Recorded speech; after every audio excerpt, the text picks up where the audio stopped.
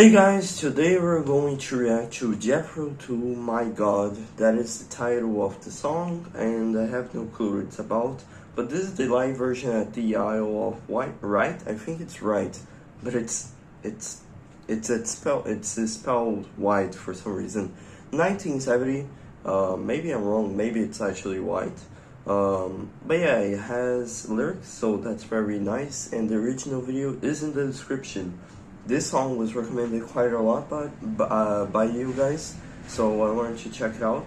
9 minutes long. I know that the studio version is 7 minutes or so maybe if you guys are interested, I'll also do that version as well, if you guys want it, in the comments down below.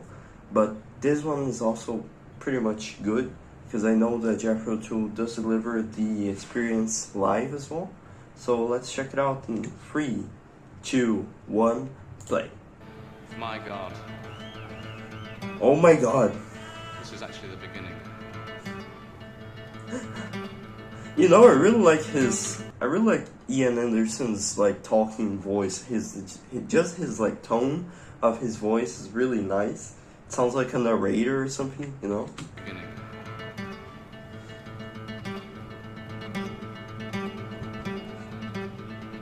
And this is them very young compared to the other performances.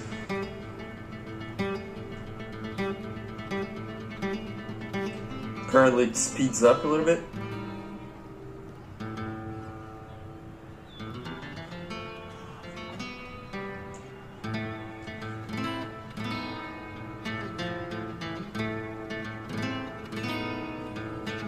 Kind of reminds me of like a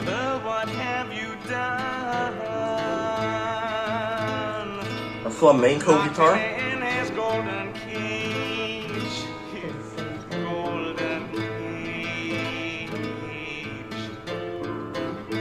Made him bend to your religion. Him resurrected from the grave. From the grave. He is the God of nothing, which is all that you can see. Sounds very acoustic, I like it. Okay, I'm going to pause right here. I like how acoustic it is, and apparently it's going to go into a little bit of a rock and rollish. It's also very folky, very nice, the acoustic guitar. That's probably the way that he and Ian Anderson composed his song, on the acoustic one, instead of like a metric one or anything like that. Because I know that he plays the acoustic guitar very well as the flute. So I wonder if they're actually gonna use that here as well. But yeah, I like how the chords are kind of weird, let's say. Like, they sound very dissonant. Maybe I'm wrong about that, because I'm not really a professional music guy or anything like that. I'm just like a listener, and I sometimes compose, but I feel like the chords are kind of weird. They sound kind of like dissonant, sounds kind of mysterious, kind of cryptic, enigmatic maybe. A little air of mystery, I'd say. So maybe that's something to do with the lyrics as well.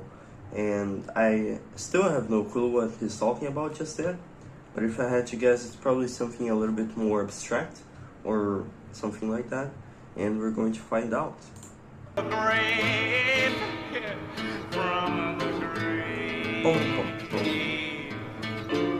He is the God of nothing, which is all that you can see.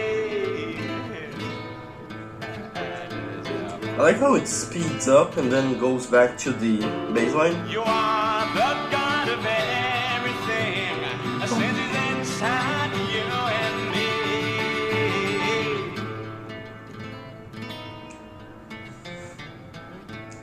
It plays very well, actually. So lean upon him gently, and don't call on him to save.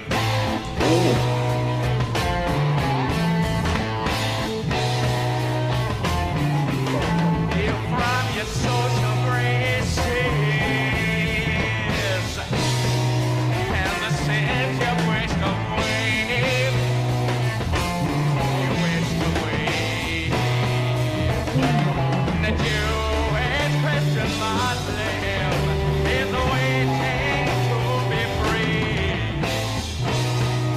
Oh, the flute.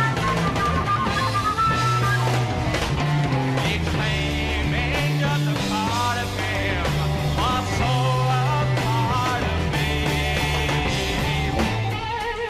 Oh.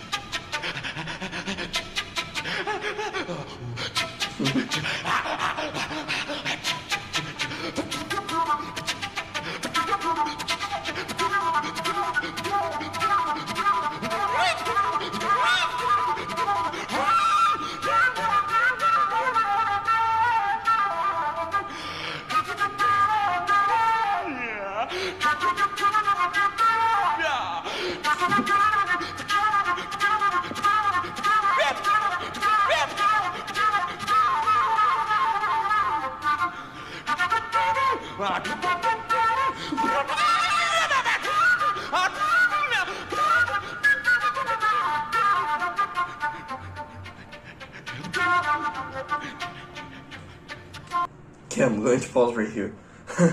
I like how... Okay, so I have a lot of things to say. First of all, really like the guitar solo as well as the flute solo right here. I guess this isn't really considered a flute solo, maybe it is. But before that there was an actual flute solo. I feel like this is more like an improv or some experimental section. Just like reminds me of Whole Lotta Love by Led Zeppelin. Because of there's a little break, instrumental break right there, where they are the, very distinctive sounds in there as well. So maybe this is the same deal, and this is released at the same time as well, I think, I'm pretty sure. Maybe that this is a little bit earlier than Whole Lotta Love, but yeah, it's pretty cool. I also really like how, he really moves with his flute, you can see that he's enjoying it, and he's having a fun time with it as well.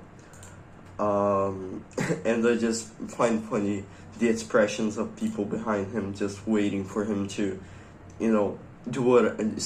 finish doing whatever he's doing, And I wonder if this is in the original studio version as well. Maybe it is, I have no clue. I haven't really listened to it just yet. So if it is, it's a bold choice to do. And if not, then I'm glad that I chose this version right here, because this adds a lot to experience. And I'm sure that a lot of people in the crowd are just like, they're just traumatized for life in a good way, in a positive way, because they went to a Jethro Tull show expecting nothing. They got out of there with a lot of inspiration and a lot of confidence to do their own music, maybe. So yeah, tell me in the comments if you guys know any bands that actually were like directly inspired by Jethro Tull, and what are the inspirations of Jethro Tull? What are their inspirations, as well as what they inspire people in the future as well? I would like to know that. But yeah, let's continue.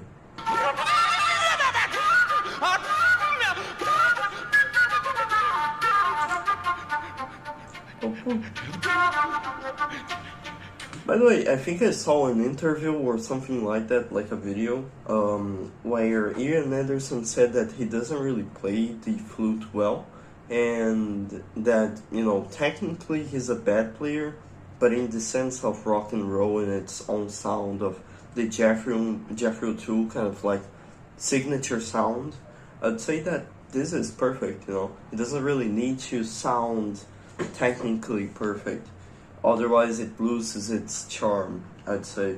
So that's why I think he gave that interview and said that his flute playing is actually not really that good.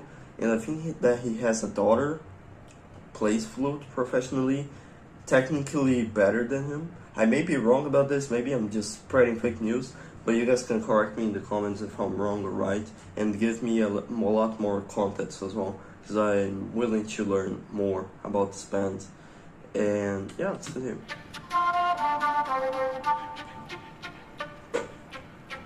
The flute is a very interesting instrument.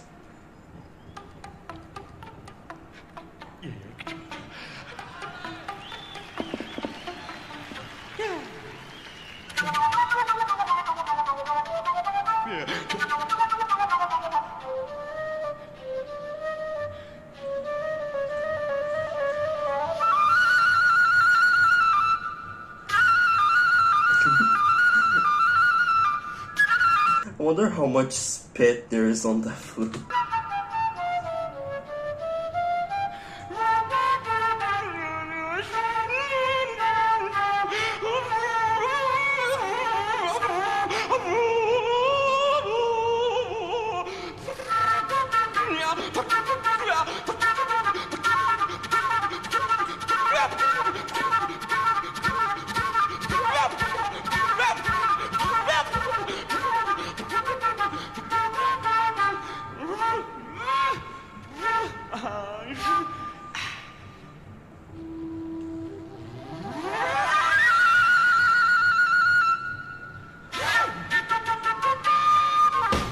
Oh, okay, so apparently we're back to the song. I wonder if those 2 minutes more of the, you know, this is 9 minutes, the original studio version is like 7 minutes, so I wonder if those 2 minutes are just this, that is different, you know?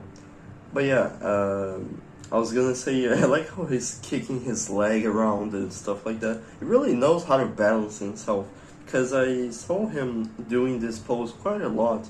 And it's even the logo of the Jethro Tull band is that kind of like Piper on one leg pose, and that is kind of impressive.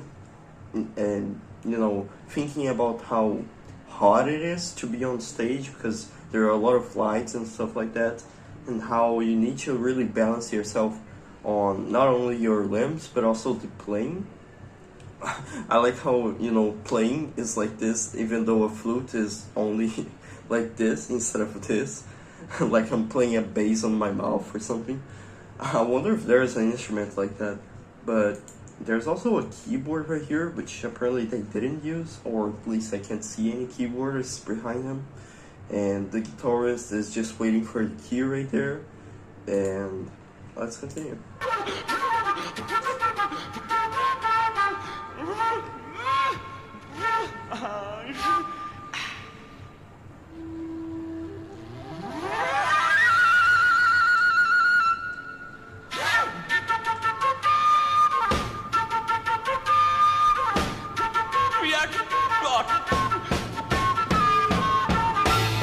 There we go.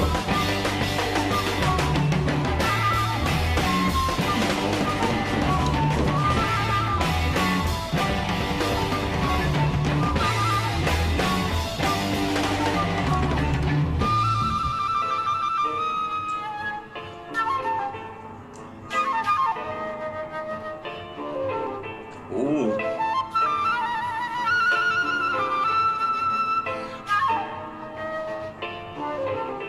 And the graven image Catholic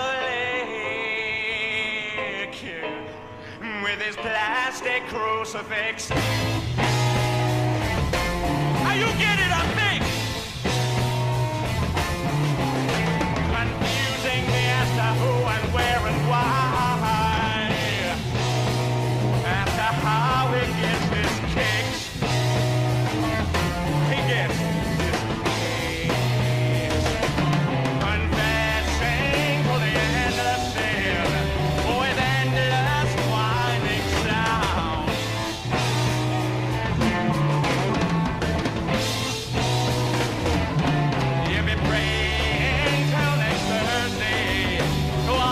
gods that you can count. Oh.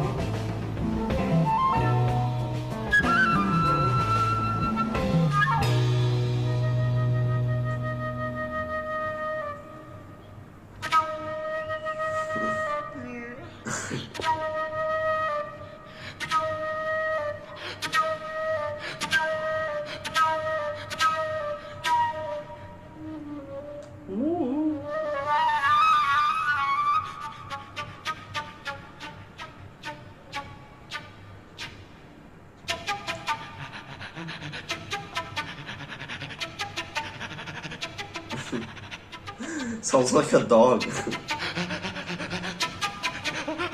Achoo!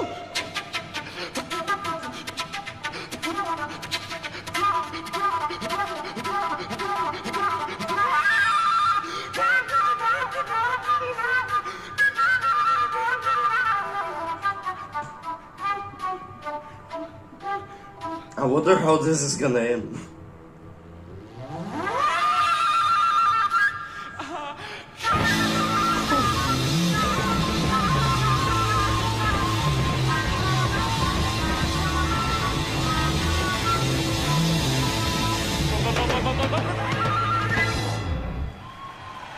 Okay, so I think that's the end of the song. My God, that's a good way to describe the song. Okay, there are some lyrics I think. I mean, it's kind of like difficult to really know what he's talking about, but we'll have a little bit of a go in to try to understand it as well. So, people, what have you done? Locked him in his golden cage, made him bend to your religion, him resurrected from the grave. Maybe he's talking about Jesus Christ or some Messiah kind of figure. He is the God of nothing, which is all that you can see. You're the God of everything, said he's inside you and me.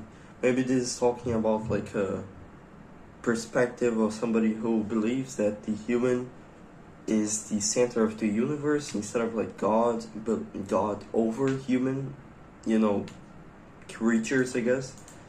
So lean upon him gently and don't call on him to save you from your social graces and the sins you wish to waive. The Jewish, Christian, Muslim, each claiming just a part of him, and so a part of me. Maybe this is like a criticism towards like converting people, forcing people to convert to a religion, or maybe being a hypocrite about religion, like for example, not believing in him and then suddenly you believe in him when it's convenient, to gain something out of that. Maybe it's a criticism towards the church, towards religion itself. Not really sure just yet, so let's continue.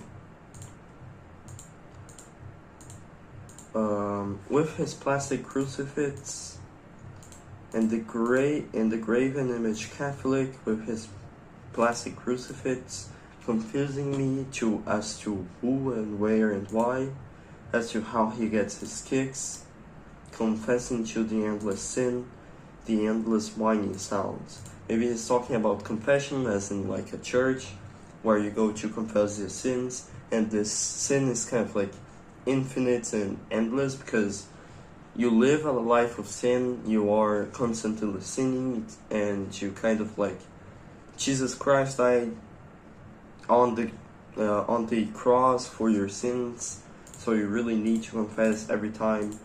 Even though you necessarily didn't do anything wrong, you still need to confess because living itself is a sin or something like that. Not really a deep Catholic guy, but I do know something about it, at the very least, you know. You've been praying till next Thursday to all the gods that you can count.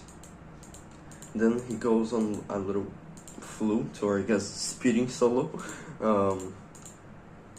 So the endless whining sound, so it makes me think that he is mocking a little bit of the confession part of it. Maybe? I don't know. You guys can tell me in the comments as well. And you'll be praying to next Thursday to all the gods that you can count. Maybe this is talking about somebody who is conveniently stepping over all religions to get something in life, to gain some other knowledge, or to really understand what is life, to get rich, to get famous, to get some ulterior motive out of that religion, maybe. Not really sure. You guys can comment down below what this song is talking about, or what your interpretation is of the song as well. And if there is any context, like if how Ian Anderson or whoever is the writer of the song came out with this concept as well, and anything at all. So comment down below what the next reaction should be from Jethro Tull or any other band as well. And I'll see you guys next time. I hope you guys enjoyed it, and if you did, please leave a like and subscribe. And I hope you enjoyed it. Bye bye.